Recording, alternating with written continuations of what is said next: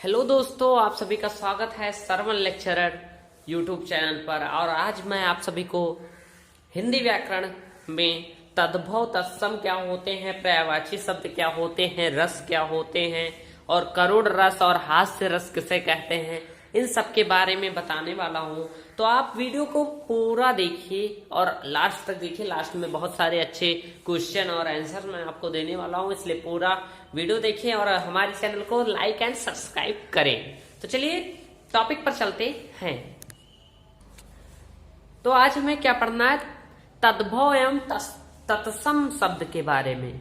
तद्भव एवं तत्सम शब्द के बारे में मैं आप सभी को आज बताने वाला हूं और पर्यायवाची शब्द भी आपको कुछ बताने वाला हूं, महत्वपूर्ण पर्यायवाची शब्द जो कि बोर्ड परीक्षा की दृष्टि से बहुत ही महत्वपूर्ण है तथा कई बार आ चुके हैं। उन सभी को मैं आपको बताऊंगा और ये वीडियो आप मेरा देखेंगे तो लगभग आपके 5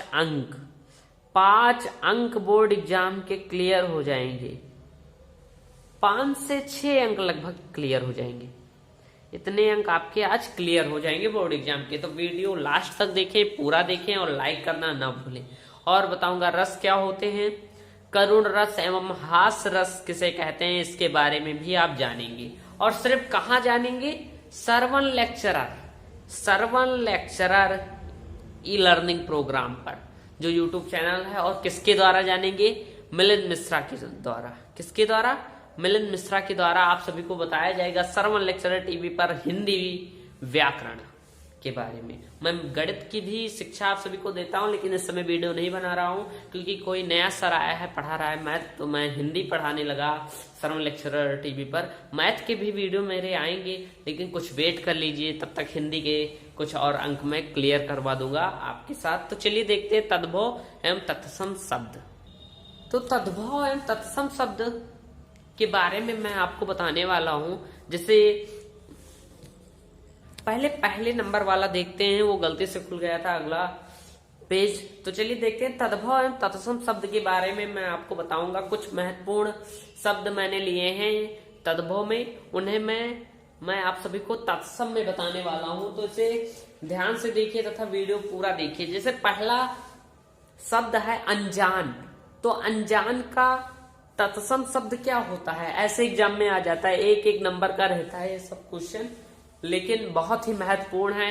1-2 अंक हमें अच्छे अंक तक ले जाते हैं, इसलिए हमें 1 और 2 अंक वाले क्वेश्चनों पर ज्यादा ध्यान देना चाहिए। तो पहले देखते हैं अनजान का तत्सम शब्द क्या होगा। तो अनजान का तत्सम शब्द होगा अज्ञान। क्योंकि अनजान देखिए हमारी सबकी भाषा में होगा कि अनजान थे, वो इससे अनजान थे, लेकिन अज्ञान जो है वो शुद्ध हिंदी है, या मान लीजिए संस्कृत टाइप में होता है तत्सम शब्द। तो चलिए देखते हैं आंख।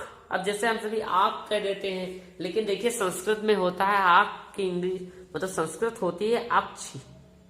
तो मतलब ये जो तत्सम शब्द होता है वो एकदम शुद्ध होता है, यानी कि थोड़ा संस्कृत से रिलेटेड होता है। लेकिन जो ये तद्भव शब्द होते हैं ये हमारे जो व्यवहारिक बोली होती है उसमें प्रयोग किए जाते हैं। जैसे आंख में दर्द हो रहा है तो उसमें आंख कहेंगे, कहीं हम संस्कृत की तरह ये तो नहीं कहेंगे हमारी अक्ष में दर्द हो रहा है, तो ऐसा तो होगा नहीं। तो यही तत्सम एकदम शुद्ध शब्द है। तत्सम एकदम शुद्ध, मतलब एक प्रकार से ये संस्कृत के शब्द आप मान सकते हैं, इन्हें संस्कृत के शब्द। चलिए अब नेक्स्ट देखते हैं अगला शब्द कौन सा है, ओठ है। तो ओठ को कहते हैं संस्कृत में ओष्ठ, और इसका तद्भव तत्सम हो जाएगा ओष्ठ। फिर है मौत, अगला शब्द है मौत। तो मौत को शुद्ध रूप में मतलब तत्सम रूप होगा मौत का मृत्यु। फिर आग का तत्सम शब्द होगा अग्नि।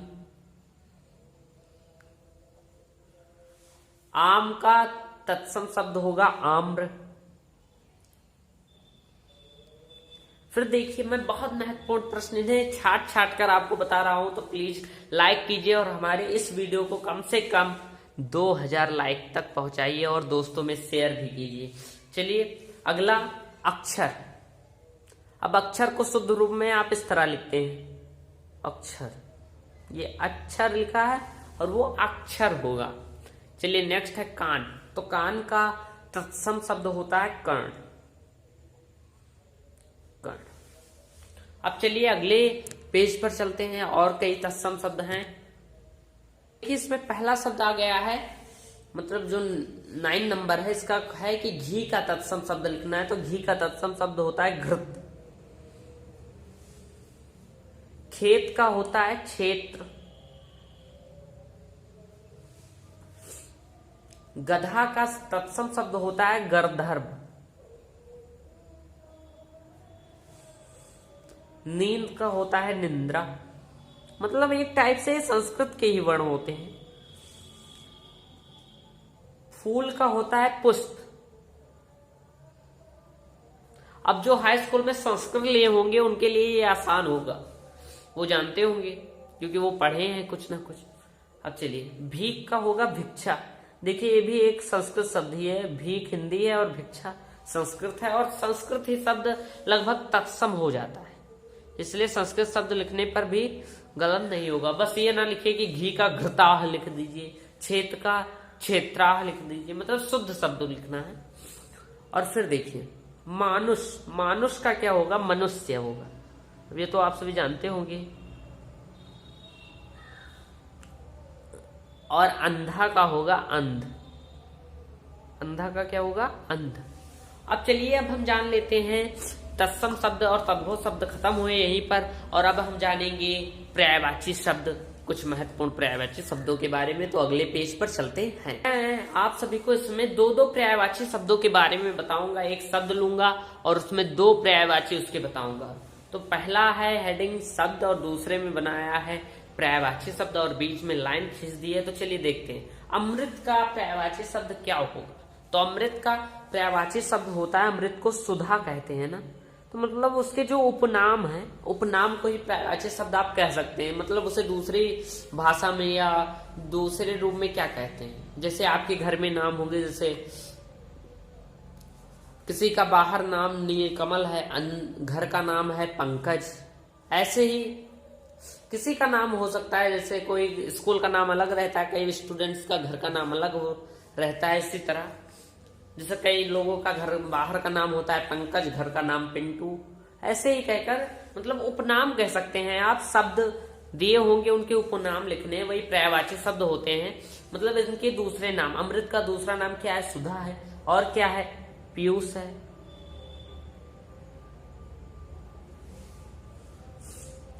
अब देखिए आकाश, मैं आपको बताने वाला हूं आकाश। तो आकाश का पर्यायवाची शब्द क्या होता है? गगन होता है। गगन, नभ।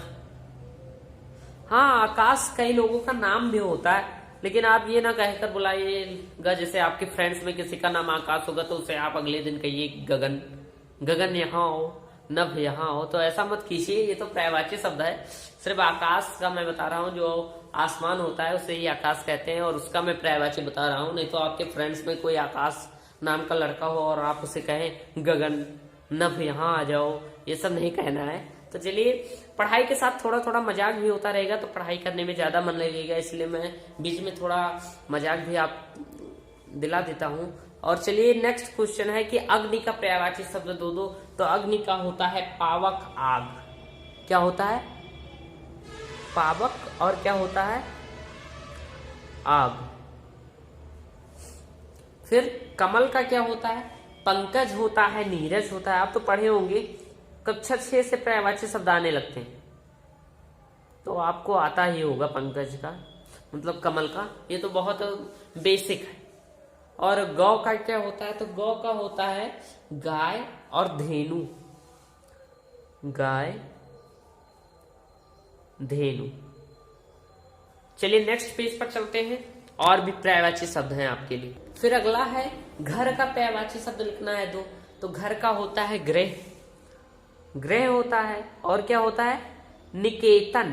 क्या होता है? निकेतन। समझ गए? फिर देखिए जल का क्या होता है? जल का पर्यायवाची शब्द क्या होता है? जल का होता है पानी, ये तो सभी जानते होंगे।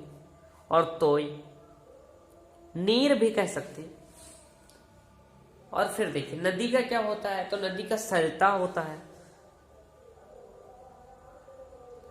और टटनी होता है। ये सब बहुत महत्वपूर्ण है तथा कई बार पूछे जाते हैं, मतलब हर बार एग्जाम में पूछे जाते हैं। इन्हें आप नोट करके और इसका स्क्रीनशॉट लेकर आप नोट कर लीजिए और इसे याद कर लीजिए। आपके मतलब इस बोर्ड एग्जाम में जो आने वाला है उसमें आप इसे ही पूरा पढ़ लेंगे, आपके मतलब एक भी नंबर छूटेंगे नहीं। पर्यायवाची शब्द और जो मैंने आपको बताया तद्भव और तत्सम शब्द। नेक्स्ट है पृथ्वी। तो पृथ्वी का होता है भूमि, धरती।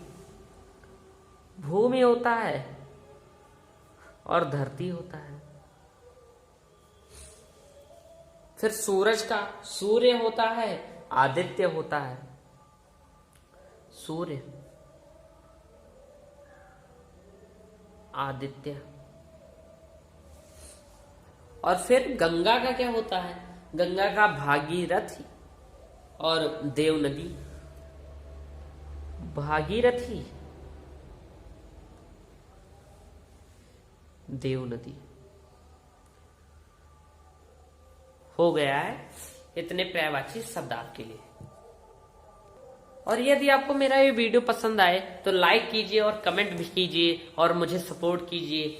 और फिर अब मैं आपको बताने वाला हूं कि करुण रस किसे कहते हैं, हास्य रस किसे कहते हैं और रस कितने प्रकार के होते हैं। तो चलिए देखते हैं अगले पेज पर उसे।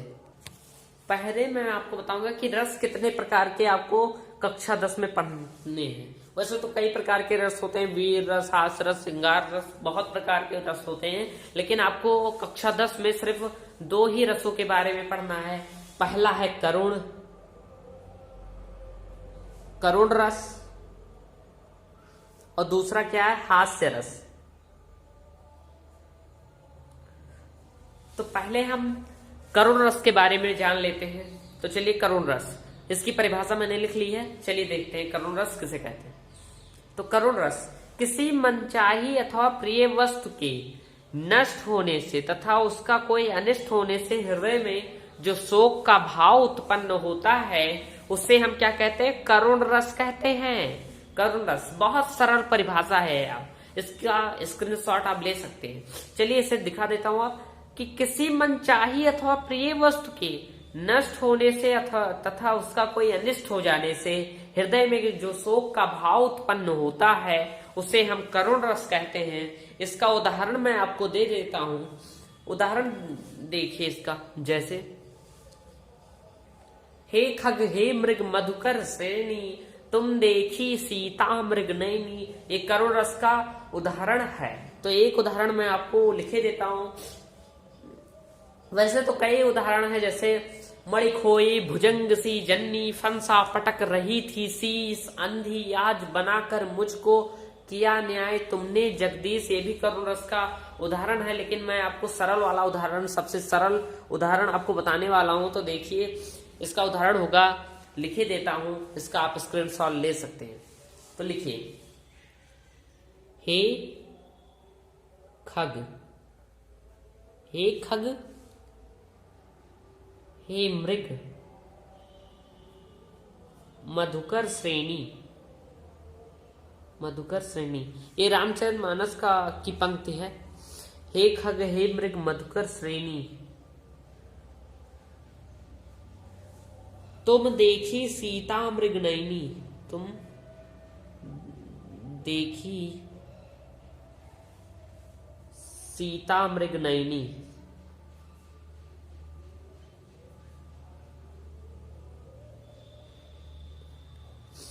क्या है, हे खग हे मृग मधुकर श्रेणी तुम देखी सीता मृग नैनी।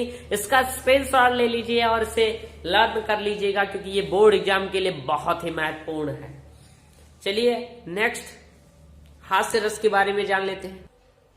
हास्य रस के बारे में देखिए, इसकी परिभाषा है कि जब किसी व्यक्ति अथवा वस्तु की विचित्र वेशभूषा, आकार, वस्त्र, चेष्टा, अनोखी बातों से हृदय में जो आनंद का भाव उत्पन्न होता है उसे हम हास्य रस कहते हैं। क्या कहते हैं, जब किसी व्यक्ति अथवा वस्तु की विचित्र वेशभूषा, आकार, वस्त्र, चेष्टा, अनोखी बातों से हृदय में जो आनंद का भाव उत्पन्न होता है या जागृत होता है उसे हम हास्य रस कहते हैं। अब इसका उदाहरण है, जैसे तंबूराले मंच पर बैठे प्रेम प्रलाप, साज मिले 15 मिनट, घंटा भर आलाप। इसका उदाहरण मैं आपको लिख ही देता हूं कि जैसे देखिए, तंबूरा ले मंच पर, बैठे प्रेम प्रलाप,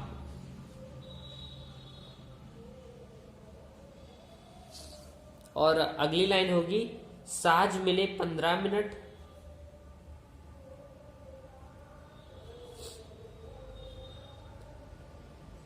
ये गणित में नहीं होगा, 15 मिनट, घंटा भर आलाप।